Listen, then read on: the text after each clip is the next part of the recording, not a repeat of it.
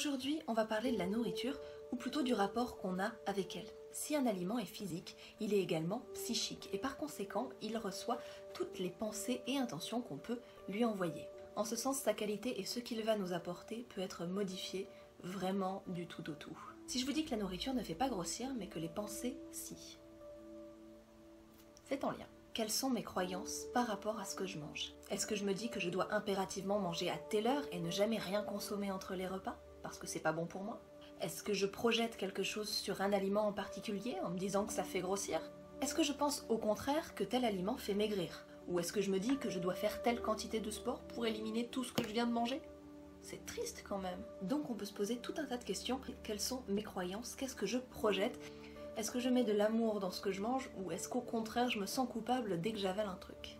On peut en ce sens parler de la privation et du sentiment de frustration qui va avec. C'est notamment pour cette raison que les régimes ne marchent pas. Tout d'abord, ils ne s'occupent pas des pensées qui sont à l'origine du problème et en plus, ils créent un sentiment de frustration. Et ça, c'est pas bon.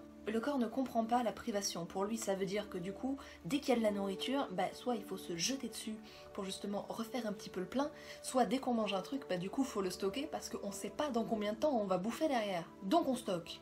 C'est comme en période de siège, on fait des réserves, les mecs! Et si on part sur la frustration et la culpabilité, manger ou ne pas manger, c'est exactement la même chose. Parce que si je mange et qu'il y a une pensée associée qui me fait me sentir coupable, et si je ne mange pas et qu'il y a une pensée associée qui du coup me frustre, mais alors du coup pourquoi je mange? Est-ce que c'est par plaisir? Parce que ça me plaît, que j'en ai envie et que je sens aussi que mon corps en a besoin, que ça le nourrit vraiment et que ça me fait du bien? Est-ce que c'est une peur?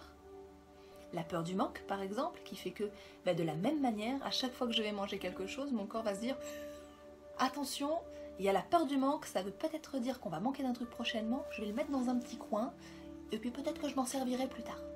Est-ce que c'est par tristesse, par ennui, etc., etc. Et donc du coup, est-ce que je cherche à combler quelque chose? Un manque en moi, un vide? Parce qu'en ce sens, on va forcément toujours essayer de faire une petite réserve quelque part pour essayer de boucher ce trou à l'intérieur de nous qu'on n'arrive pas à combler. Donc je me répète peut-être, mais ce n'est pas la nourriture qui fait grossir, c'est vraiment ce que l'on met à l'intérieur, ce que l'on met nous à l'intérieur, les projections que l'on y met, les attentes que l'on y pose et tout ce monde intérieur finalement qui trouve une expression parce qu'effectivement c'est quelque chose qui vient de l'extérieur, qui vient nous nourrir depuis l'extérieur, mais en contrepartie il y a aussi une grande part de nous qui se reflète dans les effets que l'on constate. De mon point de vue, il n'y a pas d'hérédité qui tienne, de chance ou de pas de chance. On n'a pas une conformation qui fait qu'on peut manger tout ce qu'on veut et puis on prend pas un gramme, ou une autre conformation qui fait qu'à la moindre feuille de salade on prend 15 kilos dans les hanches. C'est pas comme ça que ça fonctionne. Mais on peut avoir appris à penser comme ça. On peut se dire, j'ai une conformation qui fait que je ne prends pas un gramme. Je ne prends pas un gramme. J'ai une conformation qui fait qu'à chaque fois que je mange un truc, je prends 3 kilos. Je prends 3 kilos. C'est une programmation. Et au lieu de faire des régimes sans nous attaquer à vraiment ce qui sous-tend cette prise ou cette perte de poids, parce que ça peut être aussi tout à fait l'inverse, il ne faut pas l'oublier, il faut commencer par s'interroger sur qu'est-ce qui se joue vraiment à l'intérieur. Pourquoi ça se produit dans mon corps? Pourquoi ça apparaît dans ma vie? Et à partir du moment où on considère l'idée, on peut avoir une approche différente. Tout ce que je peux vous conseiller, c'est de vous faire du bien, à la fois dans vos pensées et dans ce que vous choisissez de consommer.